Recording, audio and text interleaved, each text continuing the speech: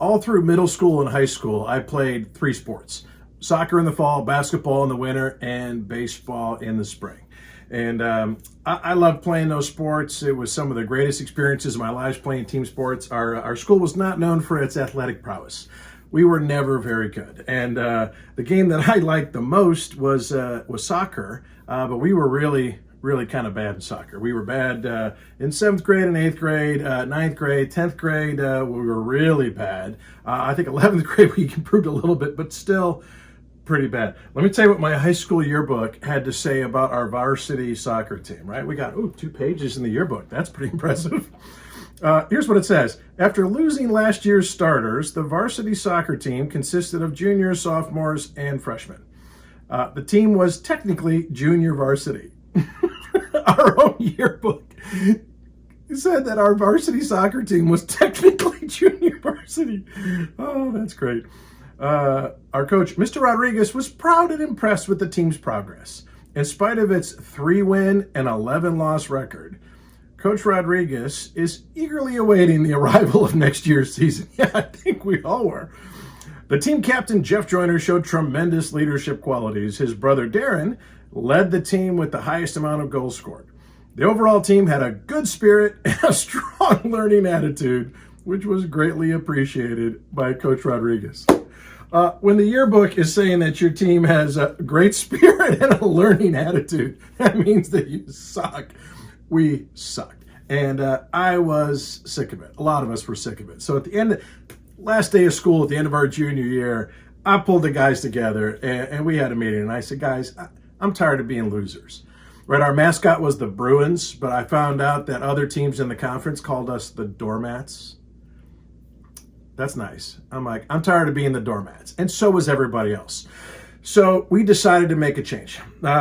Usually every year we'd all go off for the summer and we'd work jobs or, play around and have fun. And then we'd come back 2 weeks before school started and really start training hard for soccer.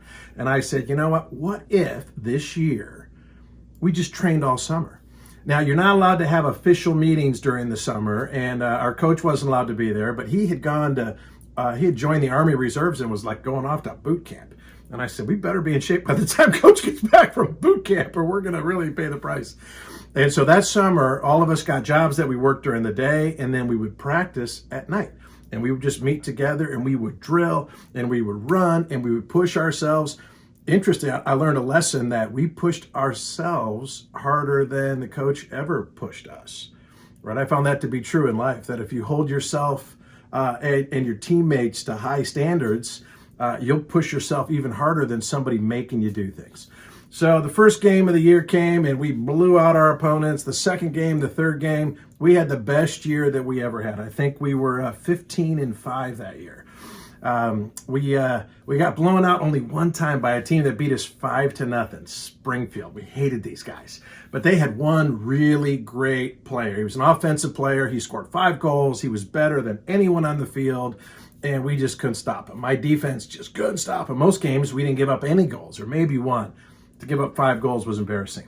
But we get to the end of the year, and we go into the playoffs, and we had high hopes. We've never been in the playoffs before. And so the first round of the playoffs, we win. The second game of the playoffs, we're up against Springfield again.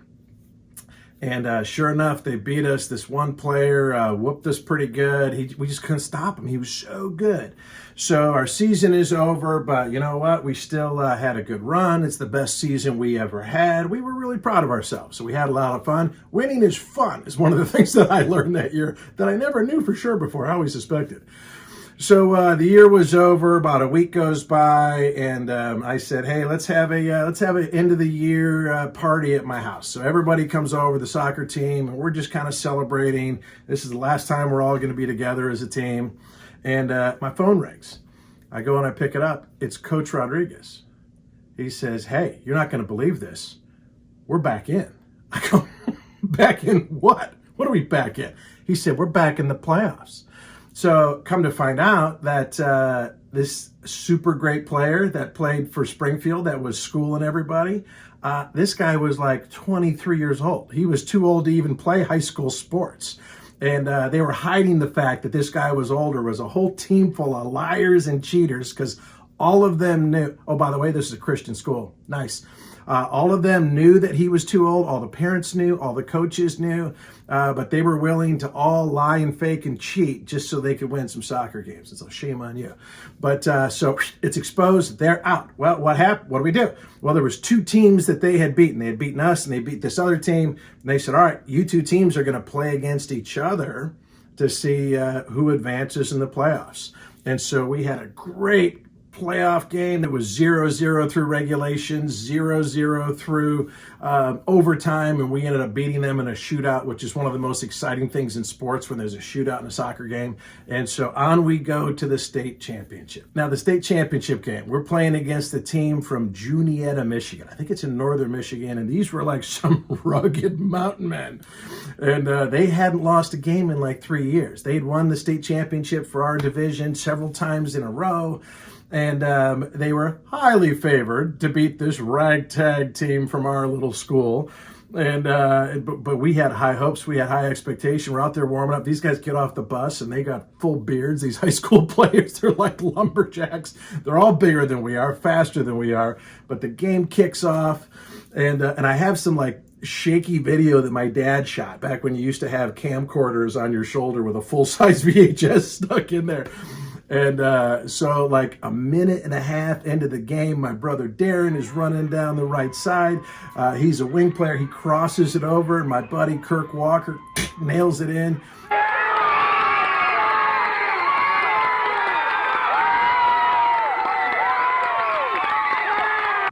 So now we're ahead. We're leading this game 1-0. Well, their team keeps coming down and they're pounding us and they're pounding us and they're shooting and missing. They're shooting and hitting the crossbar. They're shooting. Our goalie Rogers knocking it out.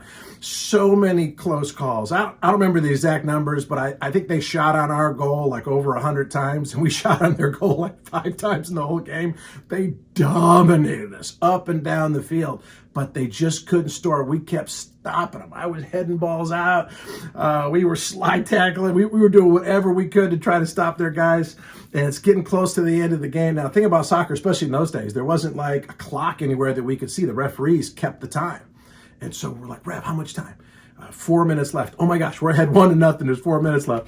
And so our defensive strategies, when the ball comes to us, just kick it as far as we can down the field and make them bring it back, and then we kick it down the other. We weren't even trying to score anymore. We did the old prevent defense where all of our offensive players came back and we were all playing defense and just booting the ball whenever we could.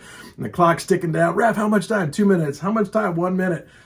I will never forget when that whistle went off that the game was over.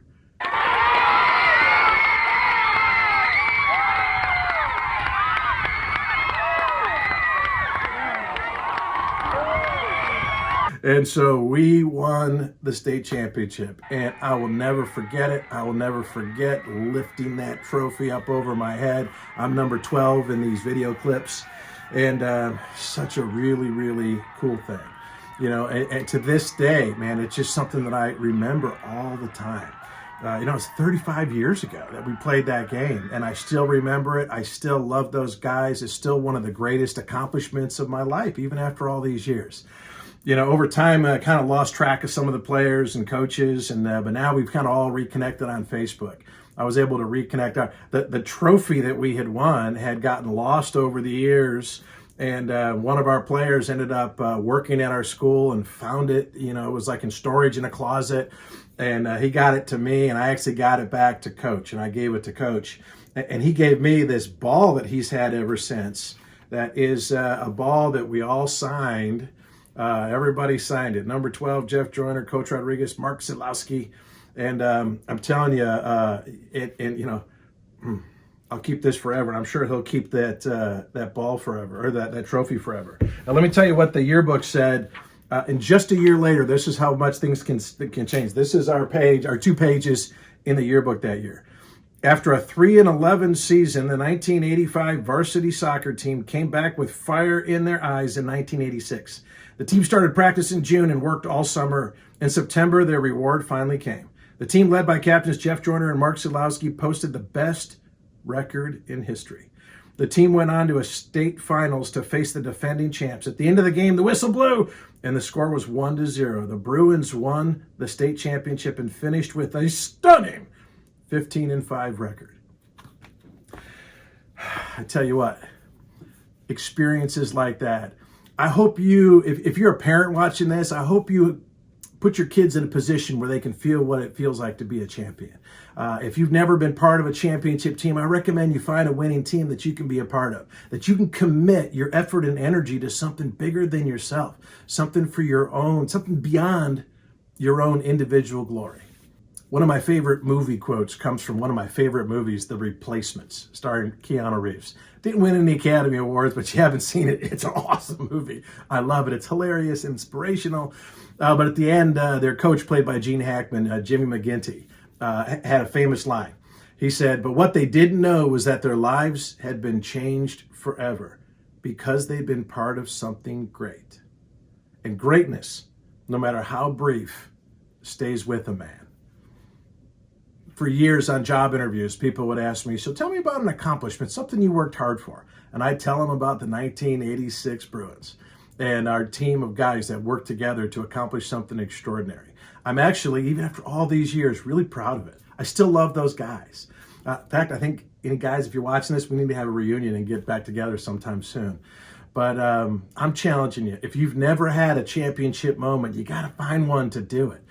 If you have had championship moments in the past, I'll tell you that I've had some experiences as an adult being part of business teams and organizations that are even just as or even more fulfilling than winning a sports title.